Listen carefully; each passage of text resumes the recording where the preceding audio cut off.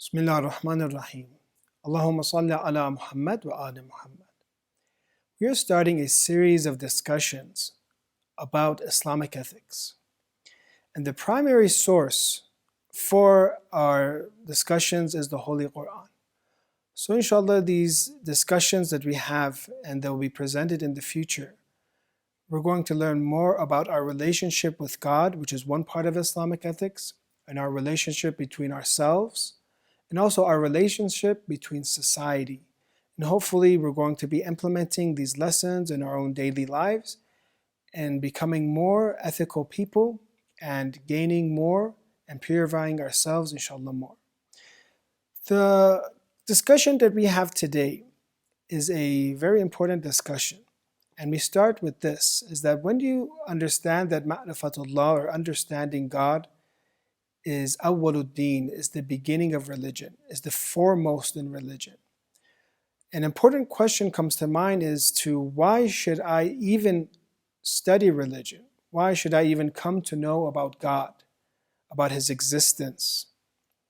We're going to give 5 answers to this, and this applies to everyone, either religious people or non-religious people. Why should they research about God? Answer number 1. Human beings are truth seekers. We spend an enormous amount of time thinking, contemplating about different facts about life, different questions that we have, and discovering truths. We all want to know the truth. Look at the people of Prophet Ibrahim alayhi salam in the Holy Quran in 21 verse 55. When he comes to them and approaches them about idol worshipping, they ask him this fundamental question, قَالُوا أَجِئْتَنَا بِالْحَقِّ. O Ibrahim, have you come to us with truth? So human beings, even from thousands of years ago, they always wanted to know the truth. And that is the main reason, we can say, the first reason why we should research about God. We want to know the truth. The second reason we can talk about is that human beings are naturally trying to seek completion. Nobody likes to fail. Nobody likes to be incomplete. Everyone wants to be complete. What religion is saying is saying that man has a potential that is beyond the physical, that you have completion when it comes to, say, your diet, your exercise, your body, your mind. But also there's another component that religion is talking about. And a person that wants to seek God has to answer this question as to, well, when there is God and if there's God or not, if I'm going to get close to Him, if I'm going to get knowledge to Him, I understand that religions talk about man having a spirit, and that spirit becomes pure, or that spirit becomes complete once they know God. So therefore I should come to know God to reach completion, to reach my full potential. Because if I am wrong and I don't research religion, then I have limited myself into just an animal type of lifestyle about just eating and drinking and sleeping. But I've left that true human characteristic that religions talk about, that connection to God, that metaphysical aspect of human beings that brings about an enormous amount of virtue to them. And that is interesting. And when you look at the Quran, we can refer to chapter 7, 179. Those that go to hell, it says in the Quran, and we have certainly created for hell many of the jinn and mankind.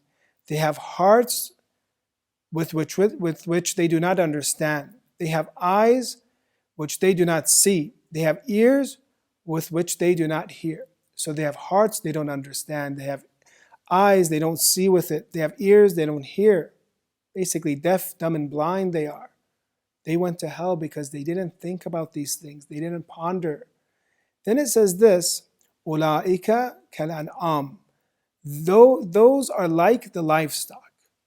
So the Quran is saying basically mankind's completion is with his spirituality, with his knowledge of God.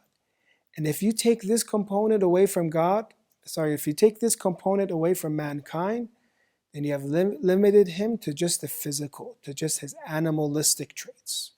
So we will not become complete, or that potential to reach completion will be with seeking God. The third we can think about this way is that we want to be grateful. We want to be thankful. It's very rude for us not to thank someone that has been our benefactor, that has given us something. When we look about our own creation, we see how many blessings we have. Imam Hussein in Dua Arafah talks about different blessings that we have, from the physical, for example, the eyes, the throat, the nose that we smell, different things about the physical human body that are gifts to us. Every day, imagine how many colors we see, with what resolution that we are seeing, with what depth, that we can see things in different dimensions, with different distances we can see things. How many different things we can hear, how many different things we can understand. Therefore, we are filled with blessings around us. We have to enjoy life. We have to appreciate the fact that we have been given many great faculties as humans. And when all of us, we come to and think about the blessings that we have, and you see the numerous amount of blessings that we have. Imam Hussein alayhi salam talks about the fact that even if it's one of these blessings in Dua Arafah, even one of these blessings, if I were to thank Allah for my entire life, I couldn't. So therefore, we want to be grateful. Look at Surah Ar-Rahman, because we said we're going to base these discussions on the Holy Quran. Hal jaza'ul ihsan illa al-ihsan. Is the reward for good anything but good? When someone does good to you, you want to find out who is your benefactor, who has done good to you, and therefore you want to thank him. So this question about God existing, and us having life, and we have been given life, and we have been given different blessings.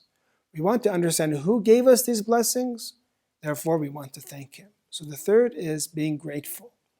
There are number 4 and number 5, and they relate to each other too, and these might be more general motivators for people to seek God. One is the fact that we want to benefit ourselves. We want human beings seek benefit. And the 5th is human beings want to distance harm. We want to protect ourselves. So we want to come to know God, because once you come to know him, there's great benefit in it. There's benefit in this world. The people of religion talk about, prophets talk about, their successors talk about the enjoyment of becoming religious, of becoming spiritual, of becoming calm, tranquil. And also at the same time, another life that there'll be promised for those that seek the truth, that have religion, and that seek and find God's commands and follow them. There will be a hereafter that will be eternal. So therefore, the 4th reason is so for our own benefit. The fact that there's a possibility, the people of religion are talking about a possibility of another world where there's going to be great blessings, there's going to be another life that's going to be eternal, not like this life, and there's going to be lots of enjoyment in that hereafter forever. Therefore, shouldn't we see if it's true or not? The 5th, which is similar to this, is the fact that there's harm, that we have been warned about a hellfire. Multiple religions talk about a hellfire. So we come to know God to understand the fact is, what can we do with this relationship with God and this understanding to protect ourselves? And unfortunately, for many people, this is the main factor that causes them to move, even though the first 3 are more specific for those that are seeking the truth, those that want completion, those that want to seek and be thankful. But benefit and harm, this is the reason maybe we can say for the wide audience of people that want to seek religion, because nobody wants to miss out on going to heaven, and nobody wants to go to hell. So we can say this way, as if we're on a crossroad right now, and every religion is calling us in one way. And one religion says, if you don't follow me, this is going to happen to you. One religion says, if you don't follow me, this is going to happen to you. So about understanding God and understanding his religion, we are at a crossroads, and we have to move, we have to choose. Therefore, we have to thoroughly investigate and research about God and his religion to understand which of these paths we should take, because one of those paths will lead to eternal bliss, and one of those paths will lead to eternal damnation. Inshallah, we are one of those that have ma'rifat of Allah, understanding God, and we increase our understanding of God. Allahumma salli ala Muhammad wa ala Muhammad wa ajil farajah.